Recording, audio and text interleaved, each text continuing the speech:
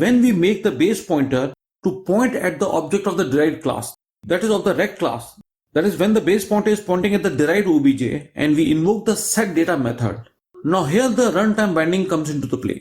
It's a thumb rule that early binding or compile time binding takes place for the non-virtual function, and late binding or runtime binding applies for the virtual functions. So now the base pointer is pointing at the derived obj, that is to the object of the rect class. So when you invoke setData is non-virtual function, and for non-virtual function, compile time binding, that is early binding, takes place. So the setData method of the compute class, that is base class, will execute because the pointer is of the base class. It is of the compute class, right? So the setData method of the compute class will only run. But when you ask the base pointer to invoke the getResult method, runtime binding applies for the virtual function. So the getResult method of the derived class, that is of the rect class, will run,